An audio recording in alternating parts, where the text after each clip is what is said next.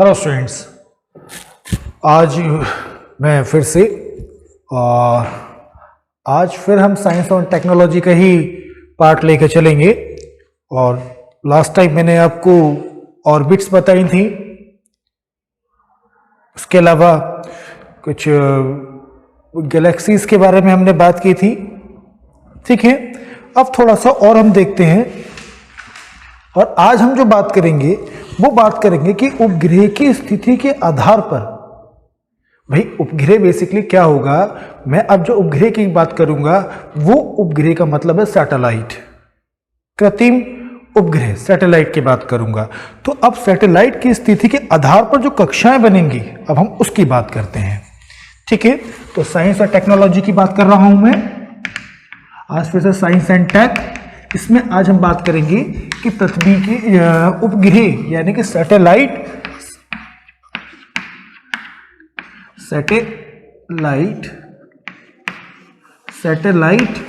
या उपग्रह।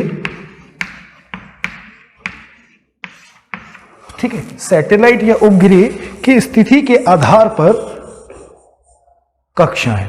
ठीक है, अब देखो, अगर हम बात करें पृथ्वी की, तो पृथ्वी जो हमारी मूव कर रही है वो कहां मूव कर रही है भाई? सूर्य के चारों ओर चक्कर लगा रही है। ठीक है, तो अब उसकी दो गतियां होती हैं, एक होती है परिक्रमण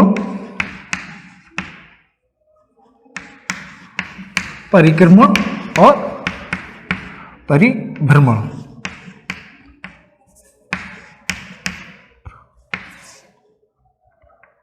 ठीक है, परिक्रमण और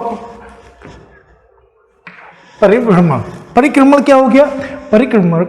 अगर परिक्रमा जो कर रही है, चारों तरफ जो घूम रही है, वो परिक्रमा होगी। परिभ्रमण क्या हो गया भाई? अब हमारी जो धरती है वो अपनी धुरी पे भी घूम रही है और मोशन भी कर रही है। जो अपनी धुरी पे जो घूम रही है उसको परिभ्रमण बोलेंगे। ठीक है, तो दो गति हो गई, परिक्रमण और परिभ्रमण। अब अर्थ जो है किस डायरेक्शन में मूव करती है? Do you know? अर्थ जो है हमारी पश्चिम से पूर्व की तरफ मूव कर रही है, पश्चिम से पूर्व की तरफ मूव कर रही है। अब हमें सैटेलाइट जो हमें छोड़ना होता है वो किस तरीके से मोशन में आएगा, उस हिसाब से कक्षाएं की हम बात करेंगे। अगर मैं अब बात करूं तो इसके आधार पर जो अब हमारी कक्षाएं होंगी, यानी कि सैटेलाइट के आधार पर या उपग्रह के आधार पर अगर मैं बात करूं, उपग्रह की स्थिति के आधार पर अगर मैं बात करूं, तो कक्षाएं हमारी दो तरीके की होंगी। ठीक है, एक को बोलते हैं हम ध्रुवीय कक्षाएं, ध्रुवीय कक्षा। ठीक है, दूसरा होगा हमारा भूमध्य रेखीय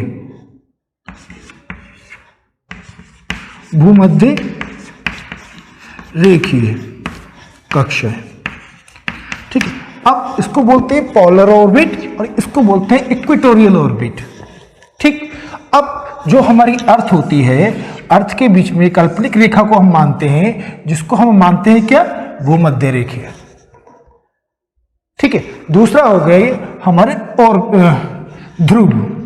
ठीक है, साउथ पोल और नॉर्थ पोल जिसको हम बोलते हैं। अगर मेरा कोई पिंड इस तरीके से मूव करेगा तो उसको बोलेंगे ध्रुवीय कक्षाएं। और अगर इस तरीके से मूव करेगा, इस तरीके से मूव कर रहा है, इक्वेटोरियल के साथ अगर मूव कर रहा है इस तरीके से, थोड़ा सा इसको इस तरीके से समझिए, यहां कहीं इक्वेटोरियल होगा अर्थ के। अगर वो सैटेलाइट इस तरीके से मूव कर रहा है तो इसको बोलेंगे इक्वेटोरियल ऑर्बिट, भूमध्य रेखीय कक्षाएं। ठीक है, अब या फिर अगर इस तरीके से कर रहा है तो south pole to north, north pole to south, यानी कि ध्रुवीय कक्षाएं। जो ध्रुव होते हैं वो यहां होते हैं, कॉर्नर पे, ऊपर टॉप पर। ठीक है, तो इस तरीके से कक्षाएं होती हैं, उसको ध्रुवीय कक्षाएं बोलेंगे। इस तरीके से जो होंगी उसको इक्वेटोरियल कक्षाएं बोलेंगे। ठीक है, तो ये चीज समझना जरूरी है।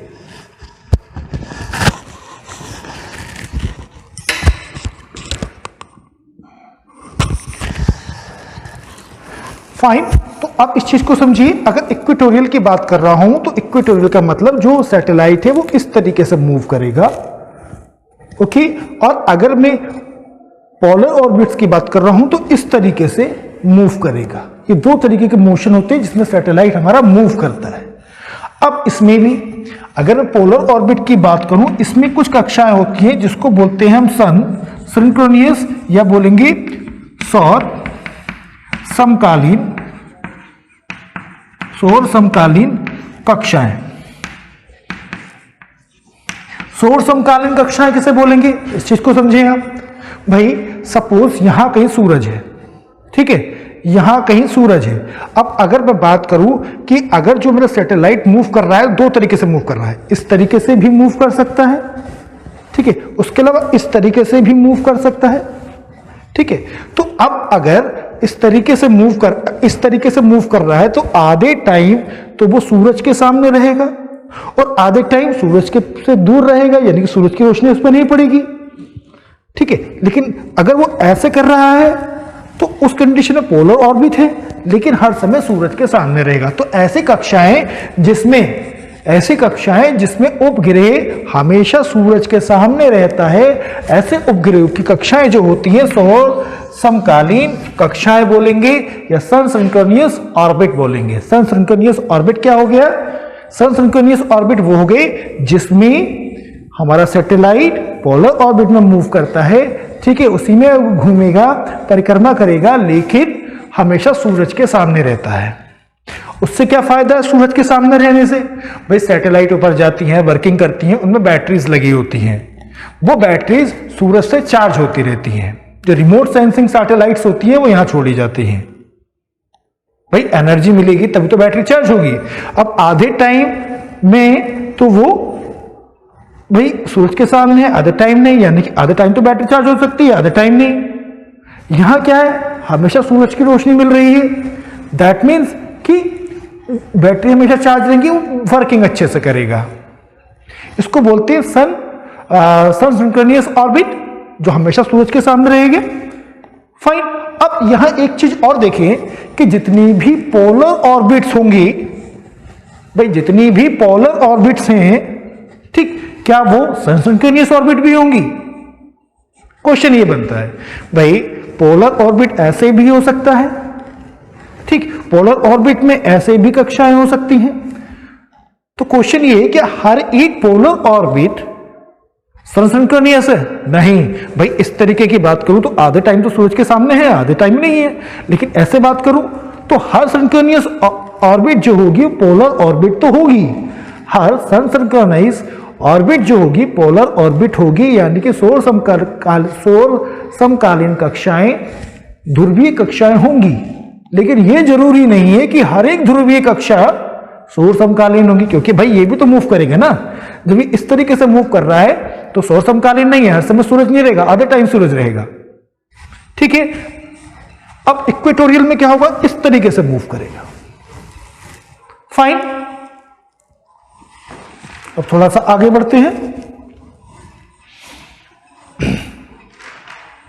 ठीक है। अब बात करते हैं भाई, अब इक्वेटोरियल की बात कर लेते हैं, ठीक है। अब एक होता है भूमध्य रेखीय।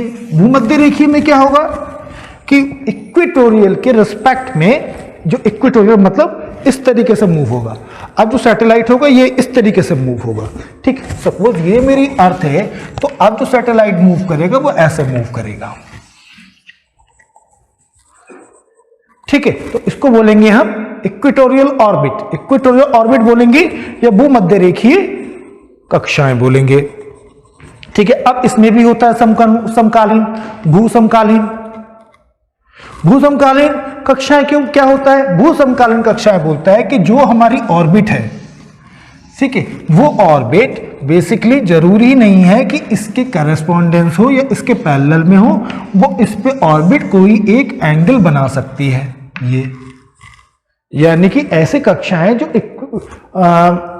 इक्वेटोरियल कक्षाएं होंगी, लेकिन जो अर्थ के जो भूमध्य रेखा है उस भूमध्य रेखा से कोई ना कोई एंगल बनाती होगी, उसको बोलेंगे हम समकालीन, भूसमकालीन कक्षाएं। तो भूसमकालीन कक्षाएं कौन सी होगी कि जरूरी नहीं है कि वो इससे 0 डिग्री का एंगल बनाए, वो इस पे कोई एक एंगल बना सकते हैं उसको हम बोलेंगे भूसमकालीन कक्षाएं। अब ये ऐसे भी हो सकती है, भूसमकालीन कक्षाएं क्या होंगी कि कोई इस पे एंगल बनेगा, ठीक है। जब एंगल बनेगा तो वो ऑर्बिट कैसे हो सकती है भाई, वो ऑर्बिट इस तरीके से भी मूव करा सकते हैं, है ना, वो इस तरीके से भी मूव करा सकते हैं। तो ये ऐसे जो ऑर्बिट्स होंगी इसको बोलेंगे भूमध्य रेखीय भू समकालीन कक्षाएं बोलेंगे इसको, ठीक है। आई होप ये समझ में आ गया होगा। अब बात करते हैं किस तरीके से और सैटेलाइट, किस तरीके से सैटेलाइट छोड़े जाते हैं। देखें आप, देखो सपोज यहां कहीं अर्थ है, अर्थ से जब वो मूव करता है तो इस तरीके से मूव करेगा और ये यहां ऐसे ऐसे करके जाता है, ठीक। इसमें एक टाइम ज्यादा लग रहा है भाई, टाइम के साथ साथ ईंधन भी लगेगा भाई, फ्यूल भी तो खर्च होगा ना इसमें। ऐसे ऐसे करके जाता है, फिर एक निश्चित पाथ पर आके फिर वो उसकी परिक्रमा करने लगता है। तो भेजने का तरीका ये होता था पहले, लेकिन इसमें एक साइंटिस्ट थे होमेन। होमेन ने क्या कहा, होमेन की थ्योरी थी, होमेन ने कहा कि देखो ऐसा है कि हम ऐसे ना भेज करके हम क्या कराएंगे कि सपोज ये यहां से चालू हुआ, ठीक, ये तो ये इस तरीके से ना चल के यहां से जंप करके दीर्घ वृत्ताकार कक्षा में पहुंच जाए, कि भाई यहां से जंप करेगा, ठीक, और इसको मोड़ दिया जाएगा और दीर्घ समकालीन कक्षा में, दीर्घ कक्षा में पहुंच जाएगा, दीर्घ वृत्ताकार कक्षा जो होगी उसमें पहुंच जाएगा।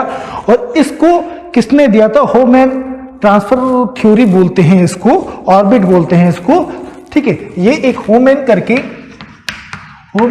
एक साइंटिस्ट थे, उन्होंने ये बात कही थी। और अब सैटेलाइट इसी तरीके से छोड़े जाते हैं।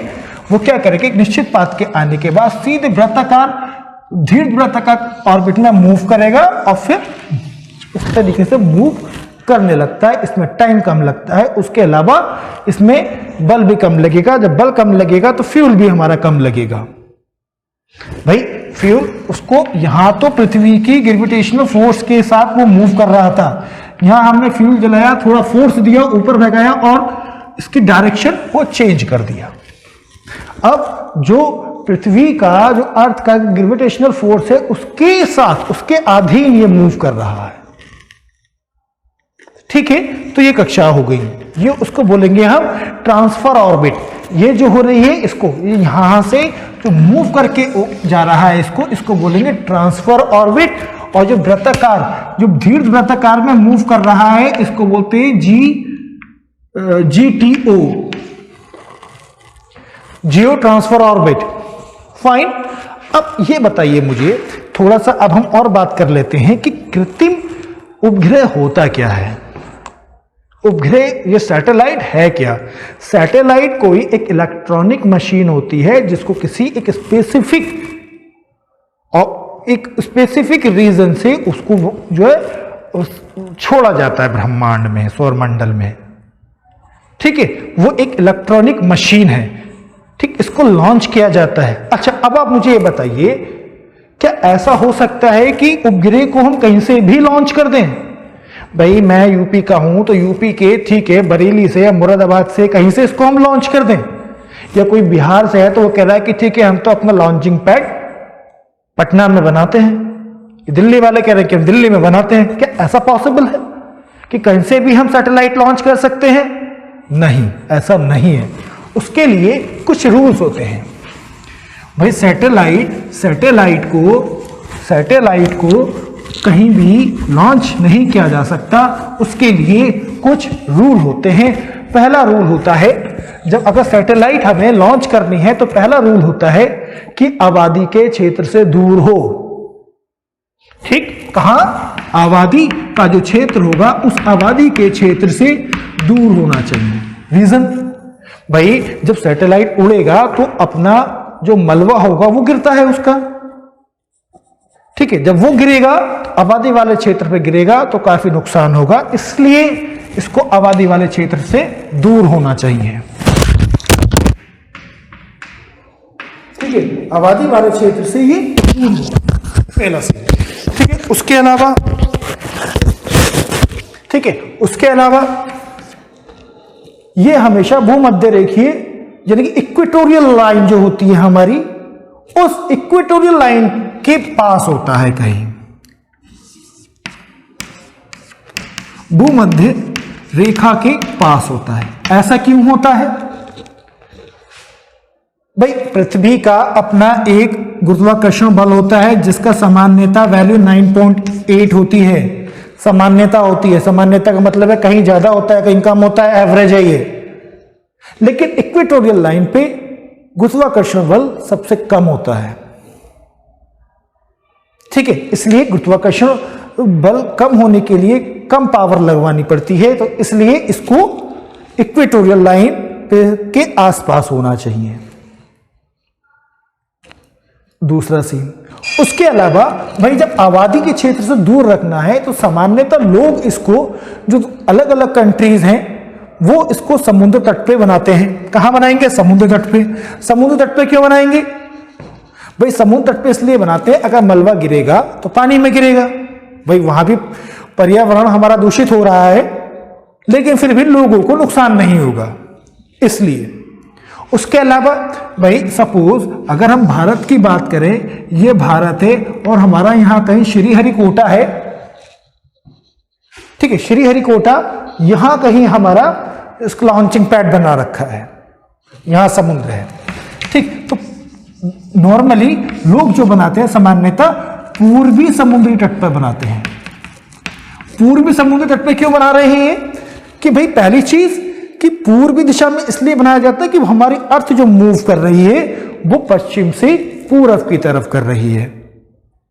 जब पश्चिम से पूरब के लिए जाएगा तो उसको मोशन में कम बल लगाना पड़ेगा, इजीली वो मोशन को एक्सेप्ट कर लेगी और गेट कर लेगी और उसी मोशन में मूव करना चालू कर देगा सैटेलाइट।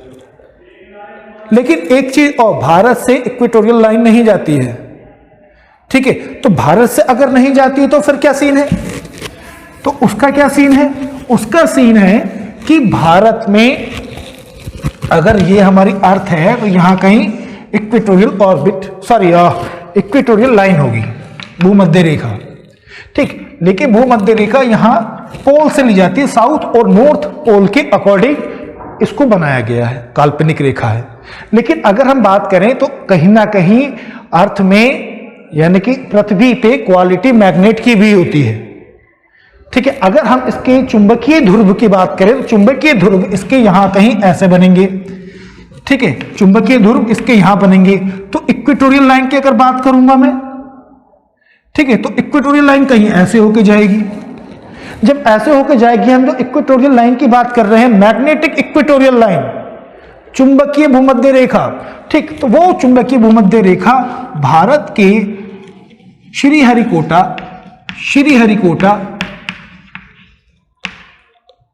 आंध्र प्रदेश के श्रीहरिकोटा से होकर जाती है, ठीक है। और यहां श्रीहरिकोटा में हमारा लॉन्चिंग पैड है,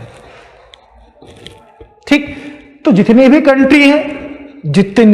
कंट्री है उन सब का जो लॉन्चिंग पैड बना हुआ है वो पूर्वी समुद्र तट पे बना हुआ है। उसके अलावा सिर्फ एकमात्र एक ऐसा देश है जिसने पश्चिम पे बना रखा है, जिसने पश्चिम समुद्री तट पे बना रखा है, वो सिर्फ एक ही है, कजाकिस्तान। कजाकिस्तान सिर्फ एक मात्र ऐसा देश है जिसने अपना लॉन्चिंग पैड जो बना रखा है पश्चिमी दिशा में बना रखा है, पश्चिमी समुद्र तट पे बना रखा है, बाकी सबने पूरब में। अब क्यों बना रखा है? पहले कजाकिस्तान जो था वो रूस का पार्ट हुआ करता था और रूस में और अमेरिका में कोल्ड वॉर चलती थी। तो अमेरिका को झांसा देने के लिए, क्योंकि पहले जो युद्ध होते थे वो कोल्ड वॉर की बात कर रहा हूं मैं, सापेक्ष नहीं हो रहा है, अप्रत्यक्ष रूप से युद्ध होता था, जासूसों के थ्रू नुकसान पहुंचाया जाता था। तो उस कंडीशन में तो इन्होंने क्या करा कि भाई पूरब में ना बनाकर अपना लॉन्चिंग पैड पश्चिम में बना दिया, ताकि अमेरिकी जो है पूर्वी समुद्र तट पे ढूंढते रहे, पश्चिम में उन्हें ना मिले। सॉरी, पूरब में उनको मिलेगा ही नहीं, पश्चिम में वो जाएंगे नहीं, क्योंकि सब पूरब में बना रहे हैं तो उन्होंने ही पूरब में बनाया होगा। और उनके जो लॉन्चिंग पैड है उसका नाम है बेकानूर। बेकानूर में इनका लॉन्चिंग पैड है और यहां पर पूरा जो इलाका है वहां कोई लोग नहीं है, लोग नहीं रहते, बहुत ठंडा इलाका है, बहुत ठंडा इलाका होने की वजह से लोग वहां रहते नहीं है, इसलिए अगर वहां से कोई मलबा भी गिरता है तो लोगों का कोई जनहानि, जान को खतरा नहीं होता। इसलिए तो आज आप जो पढ़ेंगे, आज आप स्टडी कीजिएगा कि ऑर्बिट्स कितने टाइप के होते हैं। उपग्रह के आधार पर मैंने ऑर्बिट्स आपको बताई, इसके थोड़ा डिटेल में आप कहीं गूगल पे सर्च करके इसके बारे में पढ़िएगा। उसके अलावा मैं संडे को एक मीटिंग रखूंगा और उसमें आपके कुछ डाउट्स जो मैंने क्लासेस लिए उसके रिगार्डिंग कुछ डाउट्स क्लियर करने की कोशिश करूंगा, और मैं कोशिश ये भी करूंगा कि डेली एक वीडियो मैं आपके लिए डालता रहूं, आपको अपडेट करता रहूं। तो आज के लिए इतना ही रखते हैं। Thank you so much.